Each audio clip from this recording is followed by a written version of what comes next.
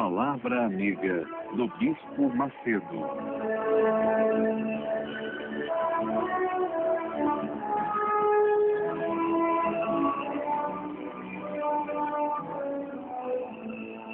Graças a Deus. Eu vou dizer para você uma coisa, não existe nada mais rico para mim, nada mais glorioso para mim do que falar de Jesus, daquilo que ele nos tem, a experiência que ele tem passado para nós e meditar na sua palavra.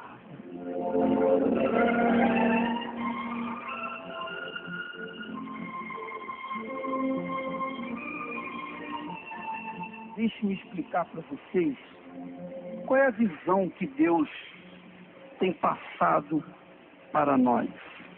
Qual é a visão que o Espírito Santo nos tem dado? Bem, eu falei para vocês que a igreja primitiva, o Espírito Santo tinha liberdade e fez nascer a igreja do Senhor Jesus. Em seguida, a igreja entrou na era das trevas, a era em que não havia conversão, a era em que não havia manifestação do poder de Deus. E agora, no final dos tempos, nós estamos vendo o Espírito Santo escolhendo um povo. Dentre todos os povos que tem no mundo, Deus escolheu a nós para que pudesse dar ao mundo a última chance, a última oportunidade. Eu gostaria que você entendesse essa visão. Por que que Deus nos escolheu? E por que que Deus nos escolheu? Qual a razão? O que que fica caracterizado a chamada de Deus? Como é que fica visível, palpável, uma chamada de Deus? Você tem uma ideia, e você vai saber agora o porquê que muitos são chamados e poucos são escolhidos.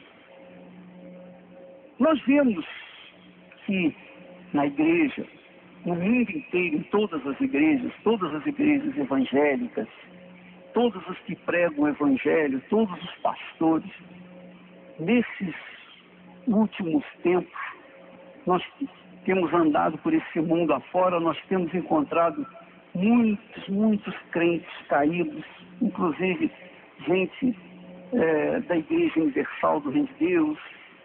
Nós encontramos gente que era da igreja, está caído, está prostrado. Ao mesmo tempo, nós verificamos, nós conferimos que Deus está separando um povo. Da mesma forma como ele separou um povo na época de Gideão. Você sabe que se você olhar o Velho Testamento, se você ler o Velho Testamento, vem acompanhando o Velho Testamento, a história dos reis de Israel, a história de Israel dividido em dois reinos, o reino de Judá e o reino de Israel.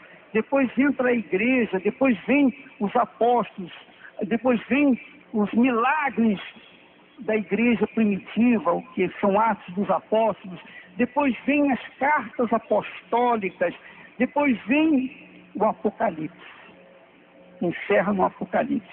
Então, essa trajetória toda essa trajetória, nós vemos a igreja do Senhor Jesus como uma sinuose, como uma, altos e baixos.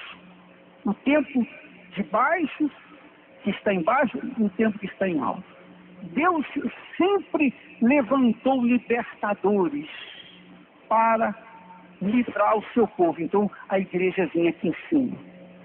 Mas o diabo vinha e corrompia esse povo, e ele descia e ia lá embaixo. E Deus levantava uma liderança e fazia novamente a igreja subir. Então a história história da igreja, se você olhar e ver a história da igreja no todo, não a igreja universal especificamente, mas no todo, Deus sempre se preocupou em levantar um povo. E hoje, nesses dias atuais, a nossa visão, nosso entendimento, a nossa percepção espiritual é que Deus escolheu a nós. Por quê? Porque sempre que Ele escolhia as pessoas no passado, as pessoas escolhidas eram aquelas justamente que se despojavam do seu tudo, do seu eu, dos seus objetivos pessoais, dos seus sonhos pessoais, dos seus desejos pessoais, renunciavam o mundo para servir e agradar a Deus.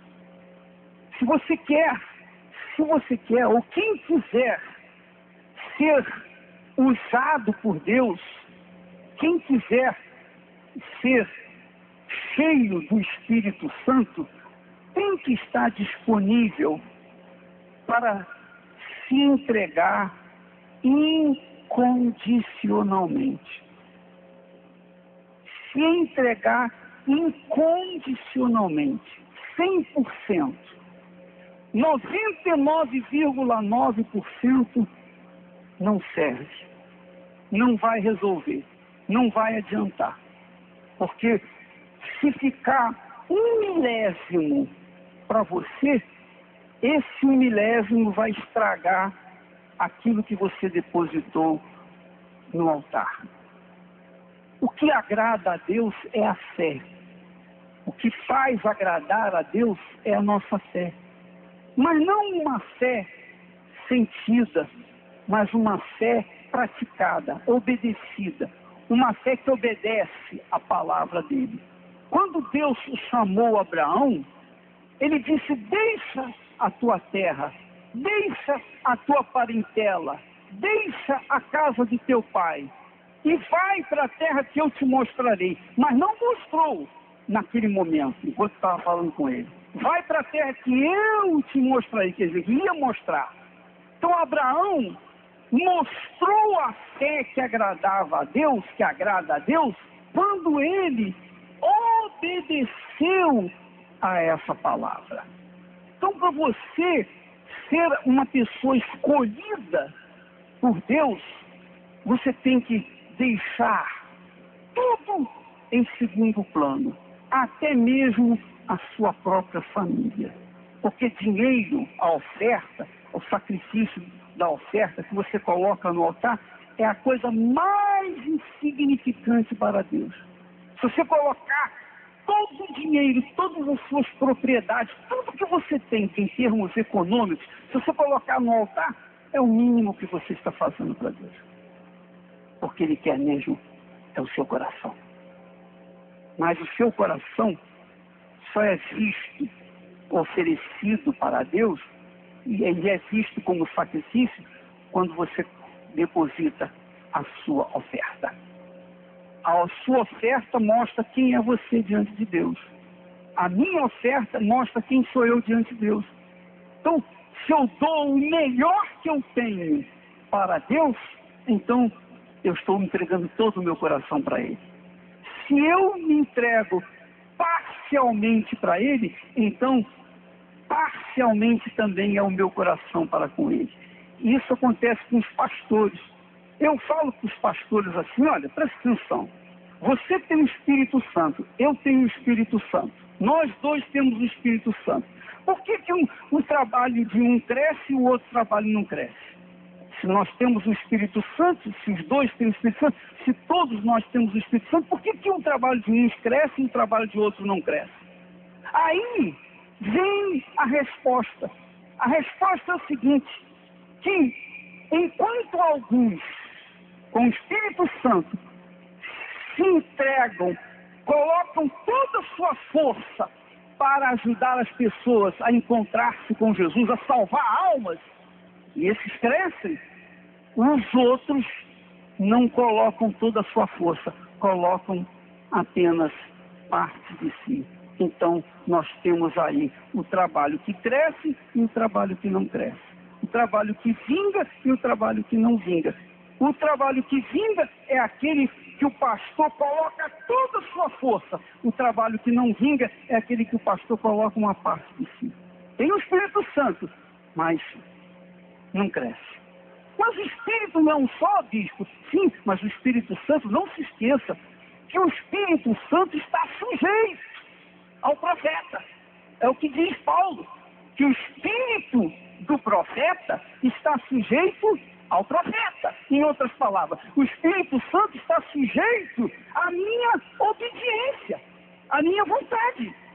Se eu não quiser obedecê-lo, eu não vou obedecê-lo e ele não vai fazer nada, mesmo dentro de mim. Ora, quando o pastor dá atenção à sua própria vida, então você não serve para ser pastor, porque ele não vai colocar toda a sua força em favor das outras pessoas. Quando Deus pediu a Abraão o filho dele, claro que Deus sabia que Abraão ia obedecer. Sabia de tudo, ele sabe o presente, passado, futuro, Deus sabe de tudo. Mas Deus queria que ficasse registrado na história o tipo de fé que Ele quer que nós ofereçamos a Ele. O tipo de obediência que Ele quer de cada um de nós.